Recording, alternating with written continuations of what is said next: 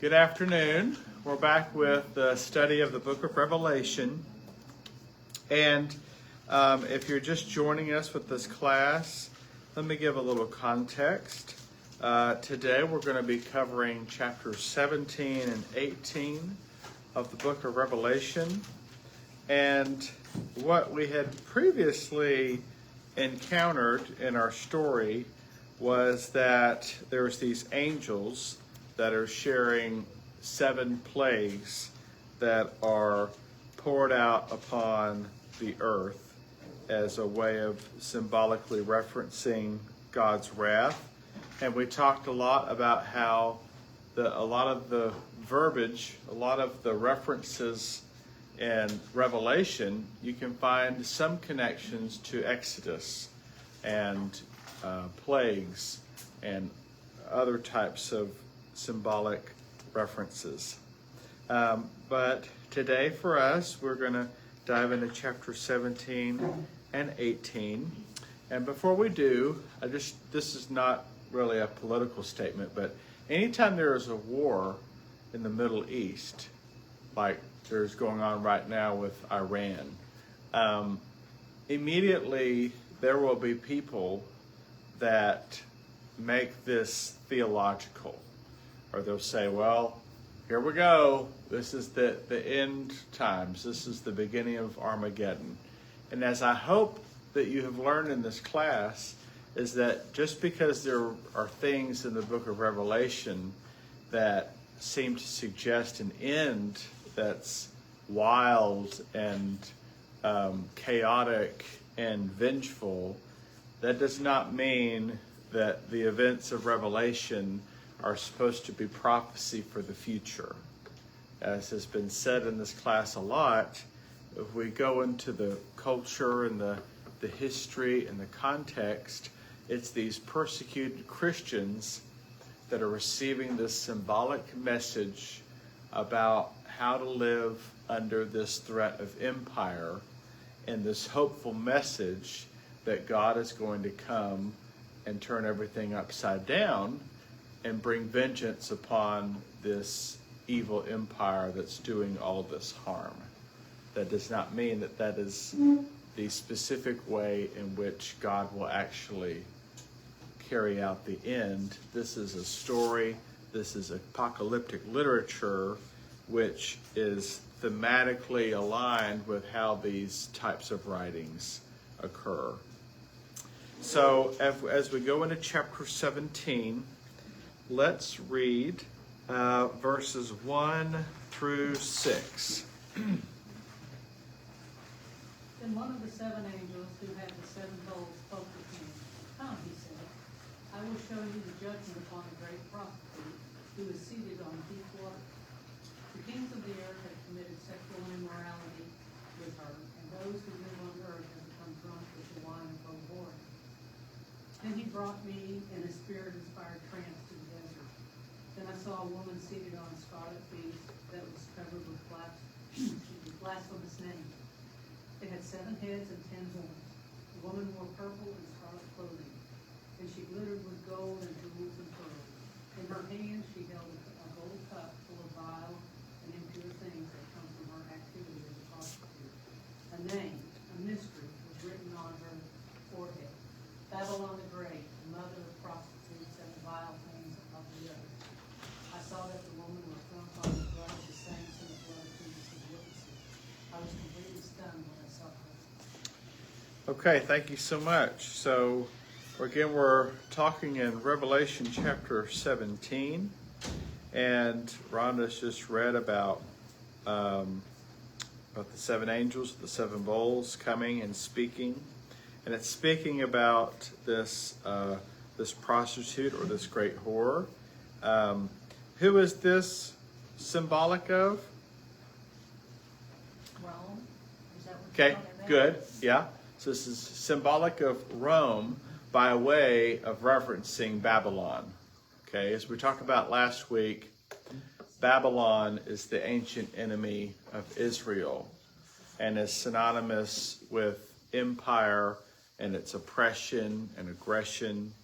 But with Christians, that environment now is Rome.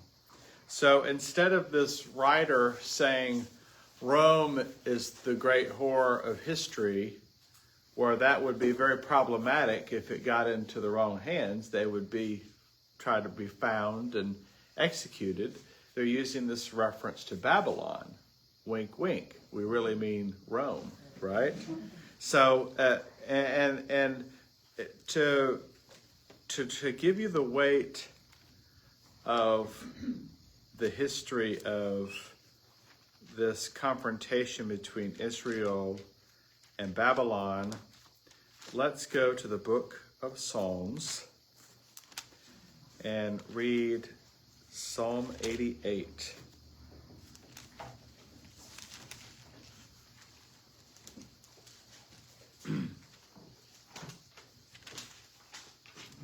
Psalm 88. Hang on one second.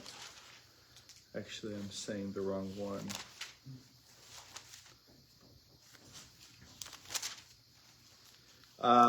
Psalm 137 is what I actually mean.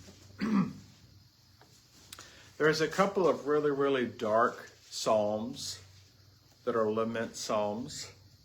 And the two is 137, which we're going to read, and the other is 88, which both are so dim that there doesn't seem to be any reference of goodness or joy. So, Psalm 137. By the rivers of Babylon, we sat and wept when we remembered Zion. There on the poplars we hung our harps, for there our captors asked us for songs. Our tormentors demanded songs of joy. They said, "Sing us one of the songs of Zion." And we sing the songs of the Lord while in the foreign land. If I forget you, O Jerusalem. May my right hand forget its skill. May my tongue cling to the roof of my mouth. If I do not remember you, if I do not consider Jerusalem my highest joy, remember, O Lord, what the Edomites did on the day Jerusalem fell. Tear it down, they cried, tear it down to its foundations. O daughter of Babylon, doomed to destruction, happy is he who repays you for what you have done to us. He who seizes your infants and dashes them against the rocks. Okay, so this is one of the most violent ways a passage of scripture has ever ended, but especially in the Psalms. When you think about the Psalms, you're not probably going to think of chapter 137, verse 9, happy shall they be who take your little ones and dash them against the rocks. Okay, it's very graphic, very hard to read, very hard to hear, but in the context of what they are writing in outrage, in grief, in such devastation that they don't care what happens. They want everything about that culture to just be desolated, okay? So connect that to where we are in Revelation. This is to say, this is the emotion, the emotional tie to why Babylon is such a strong symbol for the writer to use, okay? It's interesting. I listen quite frequently to the musical work called Godspell. Uh-huh. And one of the most beautiful songs that they sing on that is Psalms 137, verse 1, 2, and 3. Uh-huh. About how we had to hang Yes. our hearts on the willows. Yes. So there's one beautiful part that That's has right. come down to us through that musical. Yes. And part of that passage begins with this remembrance, this beauty of remembrance. And as sometimes as can happen as we have memory with grief, that memory can be pleasant in one moment, and then all of a sudden we are connected to a heartstring that makes us angry or brings out a lot of deep emotion. Thank you. Okay. Then we have that Babylon is basically enacting as the mother of prostitutes. Basically, Babylon is the giver of all that has ever been connected with violence and oppression and manipulation. And remember, this is referencing Rome. So, as sometimes we've talked about it, when an empire is as great as Rome is, it has so many tentacles that wrap into all kinds of areas. And one interesting thing about that's ironic is that it's been said that because Rome was the way it was and it expanded in the ways that it did revolutionize shipping ports, traveling routes. And that is the interesting irony, that had those routes and shipping ports not been established to the great degree that it had been, Christianity would not have spread as rapidly without that.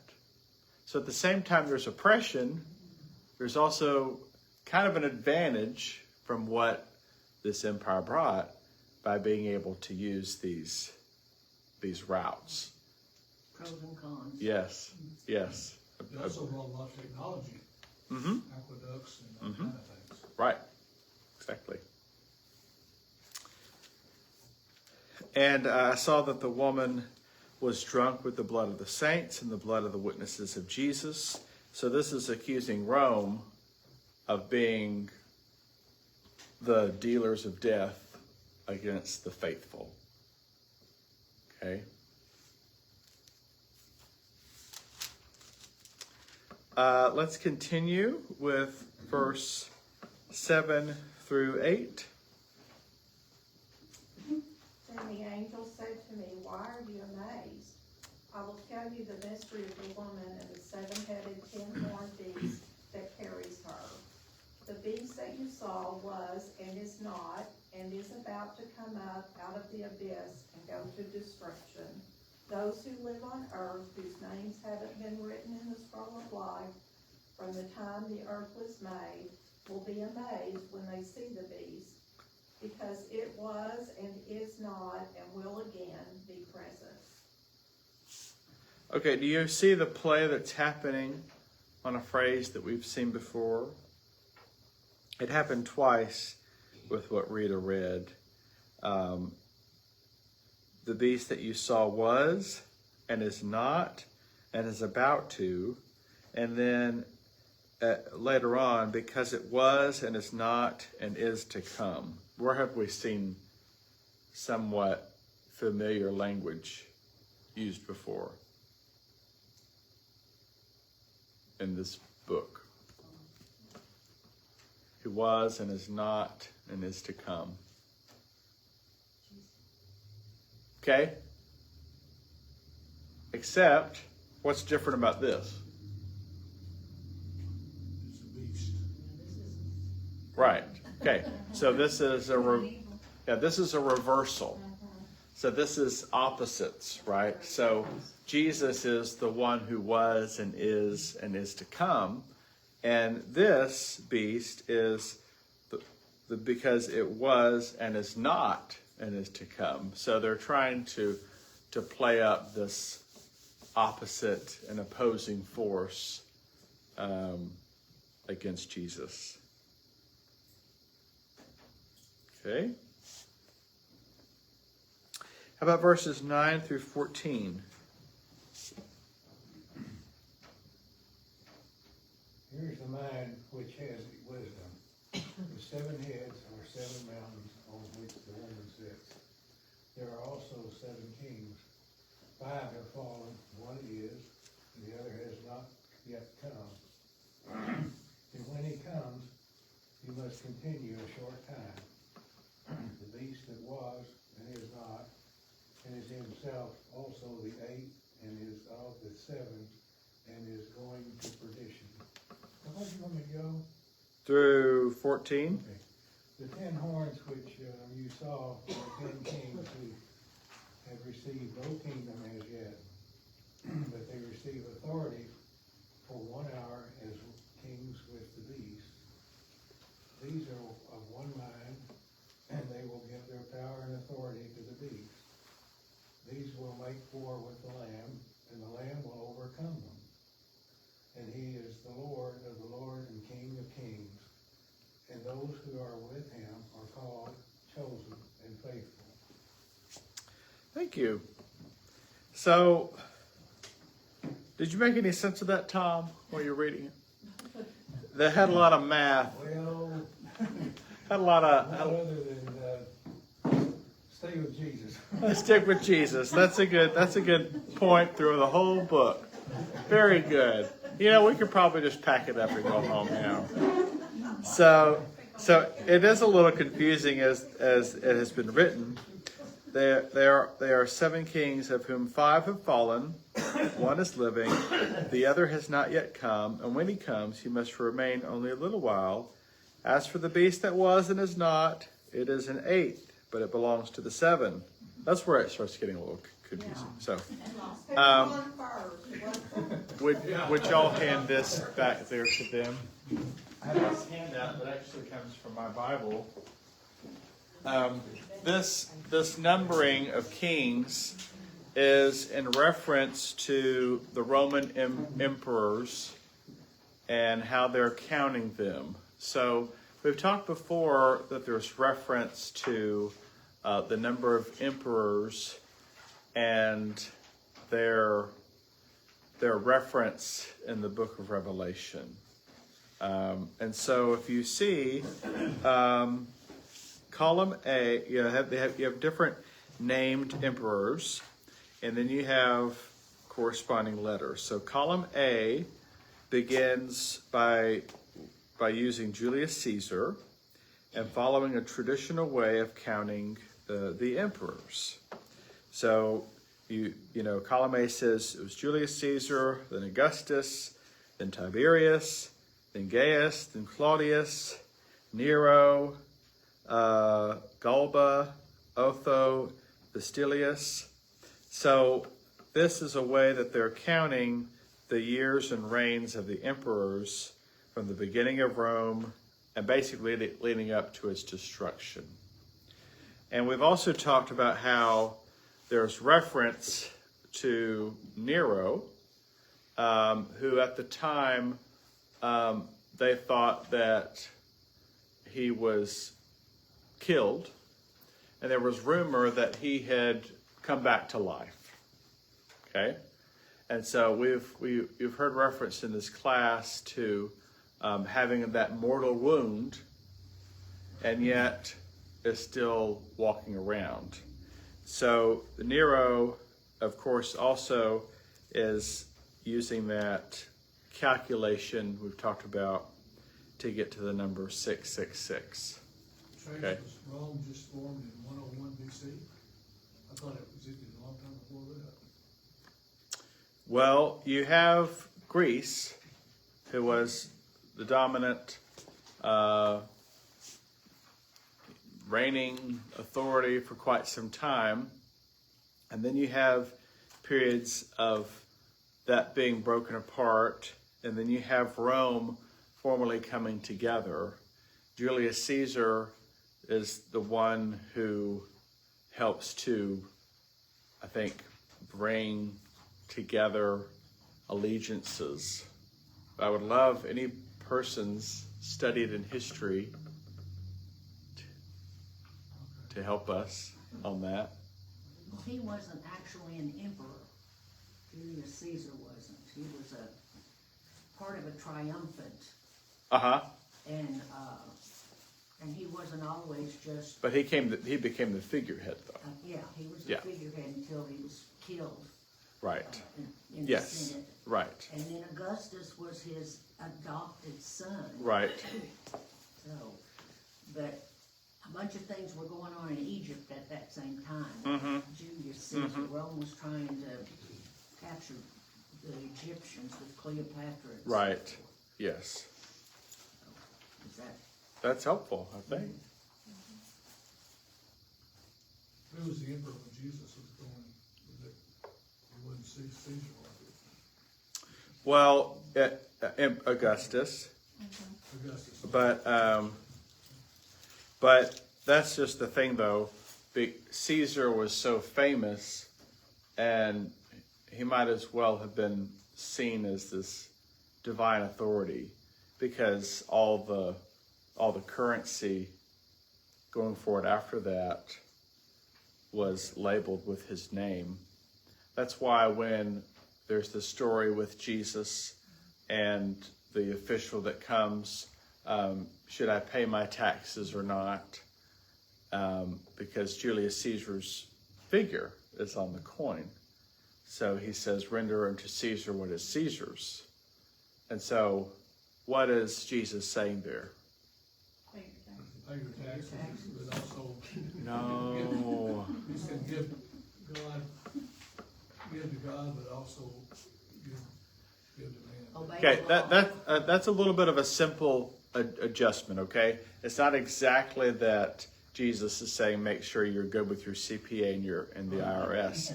It's actually Jesus making a larger theological claim and saying, render unto Caesar what is Caesar's, and God's, which is God's. God is over everything. They were trying to entrap him. Yes. So he found that clever way to get out of it. Okay? So then you have all these different explanations for how they're counting the emperors to align with verse 10 and 11 of chapter 17. Okay? So column B says it modifies the sequence of column A, but it omits the 3 short-lived emperors, trying not to count them. Okay? So it jumps Otho, Vestilis, and Galba, and jumps to Vespasian and Titus. Okay? Column C reflects another traditional way of counting the emperors and begins with Augustus, the first actually to receive the title. So there you go. So Augustus is the first to receive the title. Column D modifies the sequence of column C by omitting the 3 short-lived emperors. So it's the same method, but they're starting at a different first part. Column E reflects the judgment of some modern scholars that the enumeration begins with Gaius, is infamous for treatment of the Jews. So Gaius begins in 37, so there seems to be this widespread Jewish persecution.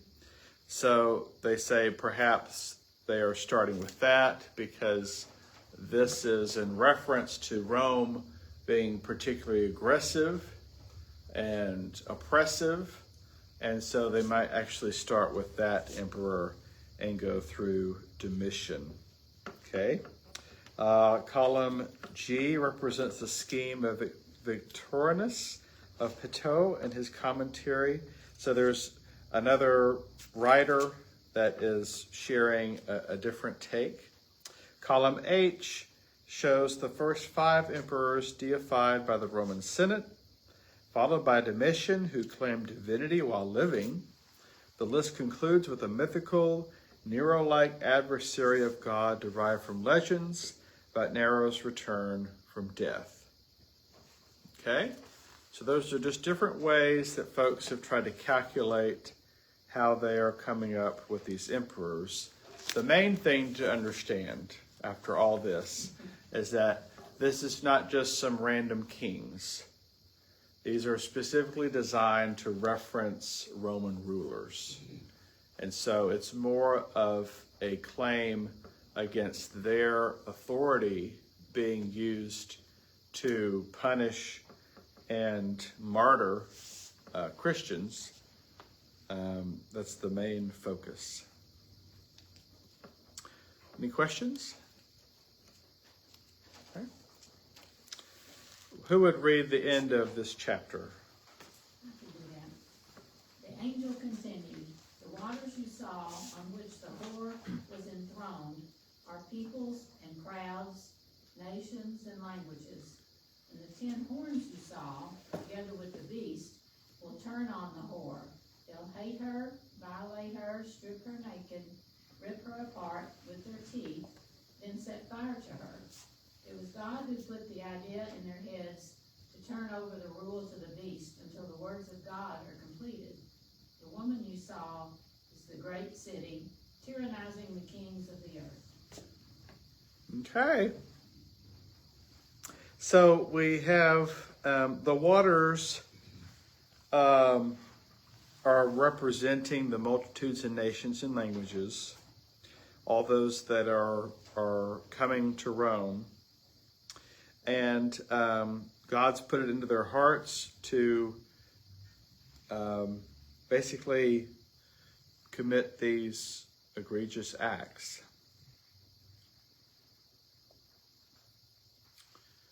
Okay.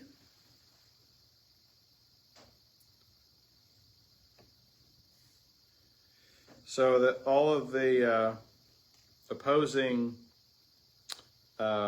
nations will go against Rome. Makes sense? Which they do. Mm-hmm. Visigoths and all of those Mm-hmm. took over Rome. All right, let's turn to chapter 18. Let's just start reading. After this, I saw another angel coming down from heaven, having great authority, and the earth was made bright with his splendor. He called out with a mighty voice, "Fallen, fallen is Babylon the Great. It has become a dwelling place of demons, a haunt of every foul spirit, a haunt of every foul bird, a haunt of every foul and hateful beast. For all the nations have drunk of the wine of the wrath of her fornication, and the kings of the earth have committed fornication with her, and the merchants of the earth have grown rich from the power of her luxury." Then I heard another voice from heaven saying, "Come out of her, my people, so that you do not take part in her sins, and so that you do not share in her plagues. For her sins are heaped high as heaven, and God has remembered her iniquities. Render to her as she herself has rendered, and repay her double for her deeds. Mix a double draught for her in the cup she mixed. As she glorified herself and lived luxuriously, so give her a like measure of torment and grief, since in her heart she says, I rule as a queen, I am no widow, and I will never see grief. Therefore her plagues will come in a single day, pestilence and mourning and famine, and she will be burned with fire, and mighty is the Lord God who judges her." Any thoughts on this?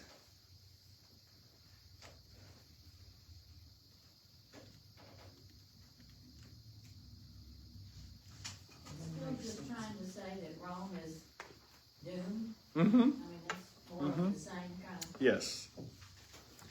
Yeah, and now it's doing it basically in a poetic way. In fact, it says, "Fallen, fallen is Babylon the Great," is actually taken from Isaiah 21:9, which is a prophetic taunt that anticipates Rome's fall that has been done in Isaiah.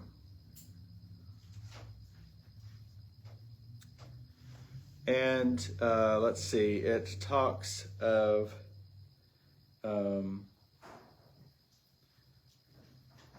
the wealthy Romans bought expensive products from everywhere, and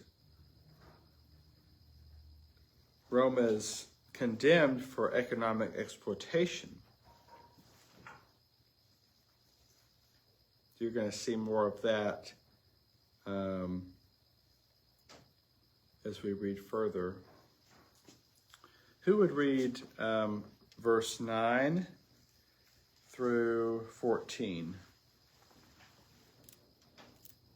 when the kings of the earth who committed adultery with her and shared her luxury see the smoke of her burning, they will weep and mourn over her.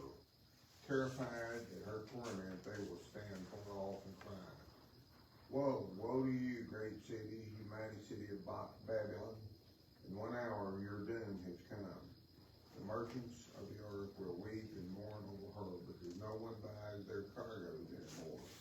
Cargoes of gold, silver, precious stones and pearls, fine linen, purple, silk and scarlet cloth, every sort of citron wood, and articles of every kind made of ivory, costly wood, bronze, iron, and marble. Cargoes of cinnamon and spice, of incense, myrrh and frankincense, wine and olive oil, fine flour and wheat, cattle and sheep, horses and carriages, and human beings sold as slaves. Thank you. So a lot of that has to do, importantly, with Rome's purpose at this time in the world. So, so we have a thought here, but Rome is the center of the economic situation, right? It deals in all kinds of trade, from China and India and Africa and Northern Europe. And so it's basically describing that these people are weeping because there's no money to be made. So there's a price to be paid for this to come to an end. And rather than weep and demand that Rome stop their brutality, they just weep over the loss of the economy. It's going to be a vacuum. Okay? Who would read 14 through 20? Everything you've lived for, gone. All delicate and delectable luxury, lost. Not a scrape, not a thread to be found. The traders who made millions off her kept their distance for fear of getting burned, and cried and carried on all the more. Doomed, doomed, the great city doomed, dressed in the latest fashions, adorned with the finest jewels, in 1 hour such wealth wiped out.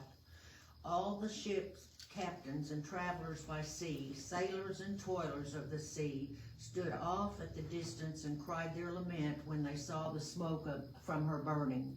Oh, what a city! There was never a city like her. They threw dust on their heads and cried as if the world had come to an end. Doomed, doomed, the great city doomed. All who owned ships and did business by sea got rich on her getting and spending, and now it's over, wiped out in 1 hour. All right, thank you. So it just continues to amp up this imagery, talking about all the purple and scarlet and gold and jewels and pearls, all the wealth that's gone to waste, all the trade with the sea is now coming to an end, and the other part of that you saw, through the dust on their heads, it's an act of mourning and sorrow, as you may be familiar with. Took hundreds of years to build up, one day to destroy. That's right. That's right. Yeah, they say Rome wasn't built in a day. That's a very obvious statement, isn't it? Okay, let's have someone read to the end. A powerful angel then picked up a huge stone and threw it into the sea. The angel said, "This is how the great city of Babylon will be thrown down, never to rise again. The music of harps and singers and flutes and trumpets will no longer be heard. No workers will ever set up shop in that city, and the sound of grinding grain will be silenced forever. Lamps will no longer shine anywhere in Babylon, and couples will never again say wedding vows there. For merchants ruled the earth and by her witchcraft she fooled all nations. On the streets of Babylon is found the blood of God's people and of his prophets and everyone else. Okay, don't you like that here in the streets of Babylon? Kind of in reference by the rivers of Babylon, right? So there's some really interesting imagery that you can go to in your minds. You know that the song "The Day the Music Died," right? So you have a reference there. But what would that be like? No music. Be devastating, right? Basically means there's a lack of joy, but not even that. It's a lack of feeling, because there's been many sad songs written, right, Miss Brenda? And plenty out of dark depression or heartbreak, right? But this is almost an elimination of all feeling altogether. And then we have, there's no employment by way of people learning a trade, of construction being made, light from lamps, weddings being done, and so basically all feeling and emotion and any way of bouncing back to something that might be joyful is gone.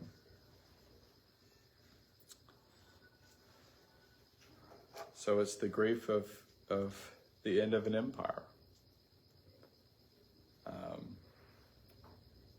And the cost of why it happened was being held accountable to how that empire got out of hand and became a danger to those that believe. Okay. Any other questions about this? We're kind of working our way through these different elements. We've had different kind of shifts in the story, but now we're kind of really in the traumatic end, the end game of the story. Any questions from those that have missed an episode or two? You're looking at me and Susie. I was actually just looking at you. I figured. At least I made it on time today. I'm glad you did. Well, I have kind of a question. Yeah. We're talking about the day that music died. And Yeah. all this sort of thing about Rome. Well, music didn't die when Rome fell. Right? It didn't. And none of this stuff happened when Rome died. So, That's right. Of course, this is a vision of what these Christians are hoping for because of what they're enduring. They're imagining a future where God sees this empire of Rome that persecutes the people, and this is the ways in which the end comes about. So they write in dramatic fashion and an imagery that's going to connect to different people. well, Rome doesn't go away. I mean, even though That's it correct. suffered under a period of no rule, but anyway, it rose again, and is although I don't recall it gaining the same international strength that it had then, that it's still a place and people visit, and Yep. there's still Lots of history there. And of course, Rome is bigger than just the city. Rome was the civilization, the culture, all the connections that it did. Because the way that Rome built its empire was by how? It wasn't through peace agreements. Constant. It wasn't through, here, let me share my bread with you, let's be friends. It was by bombing, and military. It was by warfare and enslavement, and that's how they expanded. So all of those things, plus they're using their power against people who at the time were of no threat to them, to oppress them. So, and like I said, it's important to have that symbolic connection to Babylon as an empire that did fall before, but still symbolically represents this great adversary that has done a lot of harm. And so, and any nation that has authority over people can have tendencies of empire. If there's control, if there's oppression, if there's aggression, if there's unfairness or cruelty. Well, it hits close to home. This is one element of the story that can kind of always be here, is that empire can take the shapes in lots of different ways. And so our call is to not play along. Well, it's a great empire, but in reality, 95% of people lived in it was awful. No hygiene and no fresh water. It was not a good place for most people. Yeah, I think what you're thankful for is that you don't live in the year 300. Well, absolutely, yeah, I'm thankful for that too. yeah. Yeah. Thank you all for being here. That will conclude our class for today. We're making our way through, absorbing these things as they come. And, I think it's good that we don't take so much, because it is a lot to process and cut through. Okay. Thank you. Thank you.